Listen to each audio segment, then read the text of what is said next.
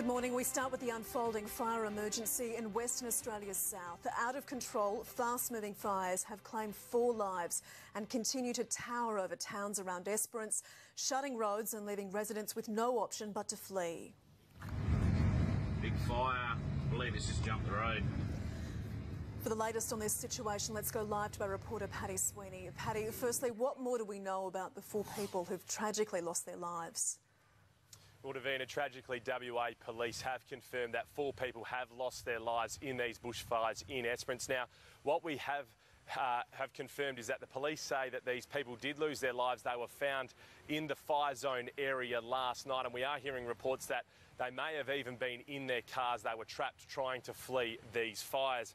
Now, in the last few minutes, there are unconfirmed reports that maybe another 2 people have died. Now, we spoke to local councillor Paul Griffiths earlier this morning, who described a very eerie Esperance feeling in the community. Not looking forward to the outcome today, but the community will pull together and get through it like we always do, but it's never easy. Now, these fires have been burning for 3 days now after they were sparked by lightning on Sunday. Temperatures of 40 degrees escalated the situation overnight, and the bushfire remains out of control. 50 firefighters were on the ground last night, and backup from Perth and surrounding towns are being sent to Esperance. 4 fixed-wing water bombers will also be used today, but the threat to homes and lives remains very real, and it really is tragic news for the Esperance community. They have a population of around 5,500 people, but this morning they're waking up to the news that 4 of their community members have tragically passed away. Davina? Paddy, we'll leave it there. Thank you. Let's go to Danica DiGiorgio, who is our Sky News reporter in Western Australia, where these fires have been raging today and several people have lost their lives. Of course, it is evening there now, which means potentially the worst is over for today. But what are fire officials telling you as we move into the evening WA time? Well, Paul, the situation in our Great Southern remains somewhat volatile this evening. These fires are still raging out of control, firefighters working around the clock to try and contain them. Now, emergency warnings do remain in place for the fires at Salmon Gums and Maryville, but it's that fire at Salmon Gums that remains of particular concern to firefighters. It's about 100 kilometres long and 240 k's in perimeter, and there are still flare-ups on the northeast flank. Now, authorities will this evening assess the emergency situation, given that conditions have been more mild throughout the day. However, temperatures are expected to rise towards the end of the week and into the weekend. Now, in terms of damage, authorities at this stage say at least 3 properties have been lost.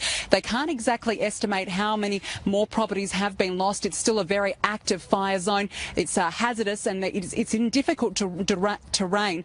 So I guess we won't get an update on damage for the next few days. But as you said, and as we know throughout the day, 4 people tragically killed, 2 men and 2 women.